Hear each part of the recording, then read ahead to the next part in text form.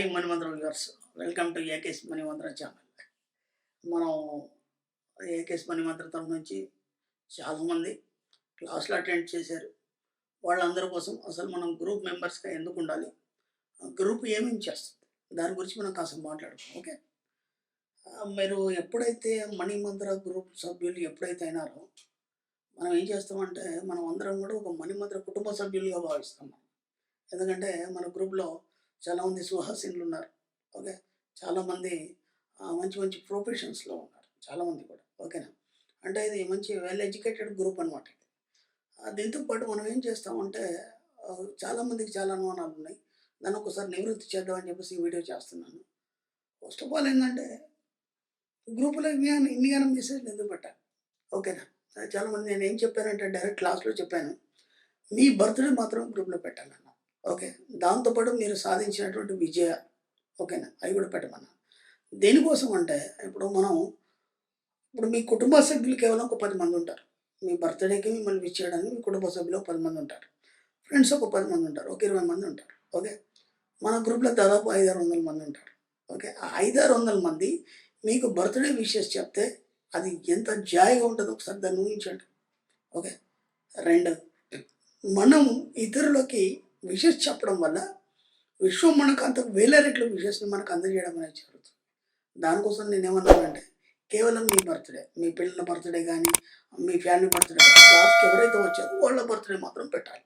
Okay, దానివల్ల ఏమవుతుందంటే మీరు పెట్టడం వల్ల మిమ్మల్ని 500 మంది మిమ్మల్ని ఆశీర్వదిస్తారు. ఎందుకంటే నేను స్పెషల్ క్లాసు అటెండ్ చేసిన వాళ్ళకి చాలామందికి తెలుసు, మనకు దాంట్లో ఆశీర్వాద పర్వం అనే ఒకటి ఉంటుంది. ఓకే, 2 కృతజ్ఞతల పర్వం ఒకటి ఉంటుంది. ఓకేనా, ఈ 2 చాలా ఇంపార్టెంట్. జీవితంలో మనం ఎదగాలనుకున్నప్పుడు ఈ 2 చాలా చాలా ఇంపార్టెంట్ మనకి. 1 ఆశీర్వాద పర్వం, 2 కృతజ్ఞత పర్వం. ఈ ఆశీర్వాద పర్వంలో మనం ఎవరైనా ఆశీర్వదించవచ్చు. అంటే ఇక్కడ ఆశీర్వాదంలో మనకి చిన్నవాళ్ళని ఆశీర్వదించాలి, పెద్దవాళ్ళు ఆశీర్వదించాలి అట్లాంటిది ఏం లేదు. మన సబ్జెక్ట్లో లేదు, వేరే సబ్జెక్ట్లో ఉండొచ్చు, నేను దాని గురించి మాట్లాడను. మన సబ్జెక్ట్లో ఒక హ్యాపీనెస్ని ఇతరులతో పంచుకోవడంలో అక్కడ వయసుతో నిమిత్తం లేదు మనకి. ఓకేనా, అందుకని చెప్పేసి మనకి ఎవరైతే గ్రూప్లో పెడతారో వాళ్ళని మనం ఏం చేస్తామంటే విషయం చెప్తూ ఆశీర్వదిస్తాం. ఓకేనా, అలా ఆశీర్వదించడం వల్ల ఏమవుతుందంటే మీ జీవితంలో కూడా ఎన్నో విజయాలు మీరు సాధించి ఎంతో గొప్ప గొప్ప వాళ్ళ ఆశీర్వాదాలు మీరు పొందడం అనేది జరుగుతుంది. దానివల్ల మీ జీవితంలో ఒక కొత్త మార్పును తీసుకొస్తారు మీరు. అర్థమవుతుందా? అందుకోసం మనం బర్త్డే విషెస్ని కేవలం బర్త్డే విషెస్ని గ్రూప్లో పెట్టమని చెప్పాను. ఓకే, 2, ఇప్పుడు మీరు కొన్న వస్తువులు ఉన్నాయి.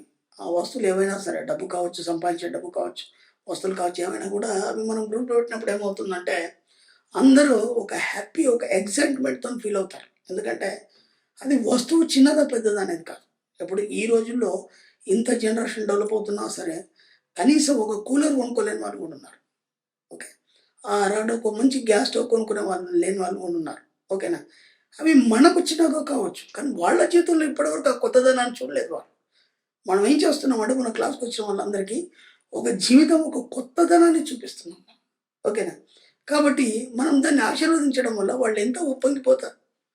అలా దానివల్ల మీరు ఎప్పుడైతే కృతజ్ఞతలు చెప్పడం, ఓకేనా, ఇప్పుడు ఏదో ఒక సందర్భం ఉంది, ఆ సందర్భం అంటే మీరు కృతజ్ఞతలు చెప్పడం వల్ల ఇప్పుడు ఏమవుతుంది, ఆ కృతజ్ఞత పర్వం ప్రకారం మనం దేనికి కృతజ్ఞతలు చెప్పాలి, దేనికి కృతజ్ఞత రాహిత్యం కలిగి ఉన్నాం, ఇవన్నీ మనకు తెలియడం అనేది జరుగుతుంది. ఎందుకంటే కృతజ్ఞత చెప్పాలి, మనం వచ్చిన ఒక ఆటో లేకపోతే ఎవరో లిఫ్ట్ ఇస్తే కానీ ఇమీడియట్లీ థ్యాంక్స్ అని చెప్తాము.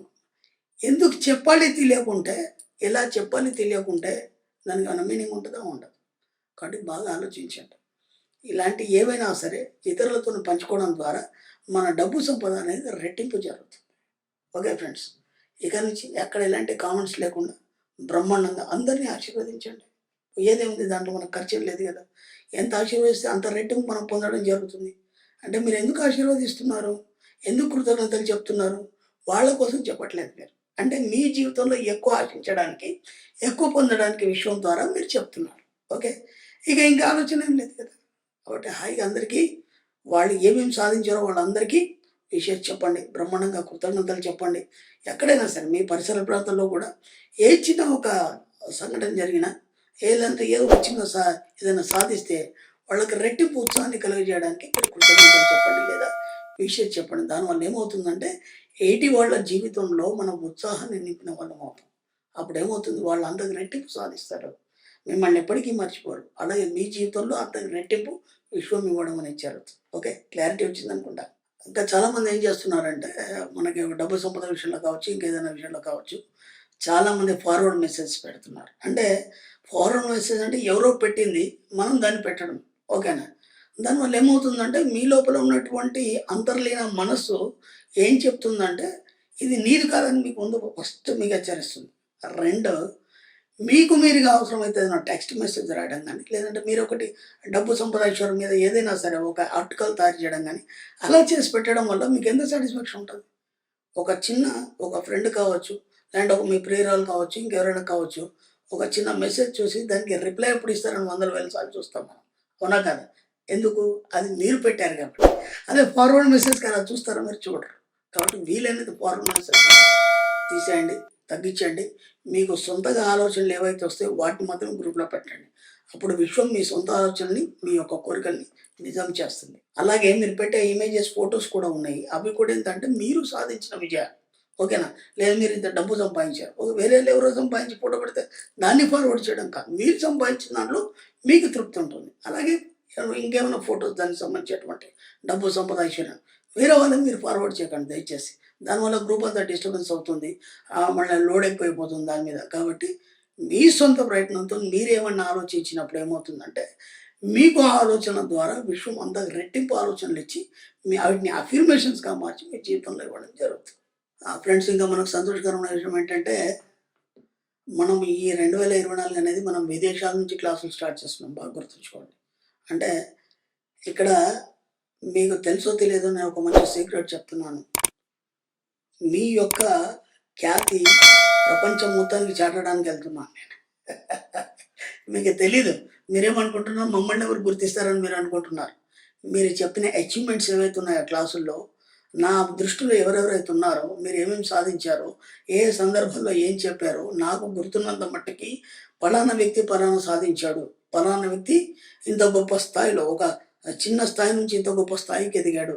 ఇలా నేను ప్రతి క్లాసుల్లో మీ గురించి చాలా చెప్పడం జరుగుతుంది. ఎందుకు? మనమందరం ఒక మణిమంత్ర కుటుంబ సభ్యులం కాబట్టి, మన ఫ్యామిలీ గురించి మనం గొప్పగా చెప్పుకోవాలి గదా! కాబట్టి ఖచ్చితంగా మీకు ప్రతి క్లాసులో మీ గురించి చెప్తున్నాను. ఇప్పుడు విదేశాల్లో గూడా వెళ్తున్నాను కాబట్టి, అక్కడ గూడా మీ గురించి చెప్తాను మీరెంత సాధించారని. అంటే ఎప్పుడు రెట్టింపు ఉత్సాహంతోని మనం ముందుకెళ్ళాలి కాబట్టి. ఓకే ఫ్రెండ్స్, మనకిప్పుడు ఈ జనవరిలో మనకి దుబాయ్‌లో 2 క్లాసులున్నాయండి. ఒకటి దుబాయ్‌లోనేమో 21 తారీఖు ఉంది. జనవరి 21 తారీఖు. అలాగే అబుదాబిలో 28 తారీఖు ఉంది. మీ బంధువులు గానీ, మీ ఫ్రెండ్స్ గానీ, ఆయా ప్రాంతాల్లో గనుక ఎవరైనా ఉంటే మీరు వాళ్ళకి ఇన్ఫార్మ్ చేయండి. వీలైనంత మటికి క్లాస్ అటెండ్ చేయించే ప్రయత్నం చేయండి. ఓకే. ఆ తర్వాత దుబాయ్ నుంచి రాగానే మళ్ళీ ఓకే. ఫిబ్రవరిలో మన క్లాసులుంటాయి. ఫిబ్రవరిలో వచ్చి మనకి ఫస్ట్ 4థ్ ఫిబ్రవరి విజయవాడ అండి. అలాగే 18 వైజాగ్ అండి. 18 ఫిబ్రవరి వైజాగ్‌లో ఉంటుంది. అలాగే 11 ఫిబ్రవరి హైదరాబాద్‌లో ఉంటుంది. 25 ఫిబ్రవరి మనకి అనంతపూర్‌లో ఉంటుంది. ఓకే. అలాగే యాజ్ ఇట్ ఈస్‌గా మళ్ళీ మనం మార్చిలో ఓకేనా. మార్చిలో మనకి బెంగుళూరులో ఉంటుందండి. 3 తారీఖు. మార్చి 3 తారీఖు బెంగుళూరు ఉంటుంది. అలాగే మార్చి 10 తారీఖు రాజమండ్రిలో ఉంటుంది. మార్చి 31 మనకు మళ్ళీ తిరుపతిలో ఉంటుంది. ఈ విధంగా వీలైనంత తొందరగా క్లాసెస్ మీరు ఎన్రోల్ చేసుకోండి. ఎందుకంటే క్లాసులు ఇప్పుడు చాలా గ్యాప్ వచ్చింది మనకు. దాదాపు 2, 3 నెలలు గ్యాప్ వచ్చింది.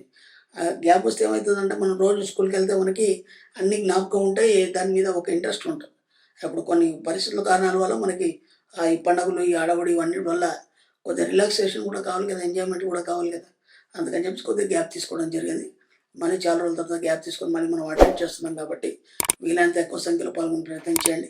మన సబ్జెక్ట్‌లో ఒక సూక్తి ఉంది. మనం ఇతరులను ధనవంతులు చేయడం ద్వారా మనం ధనవంతులుగా మారొచ్చు. కాబట్టి వీలైనంత మీ ఫ్రెండ్స్‌కి కానీ, మీ రిలేటివ్స్ కానీ మన సబ్జెక్ట్ గురించి చెప్పండి. వీలైనంత మటికి క్లాస్‌కొచ్చే ప్రయత్నం చేయండి. Okay. Thank you very much.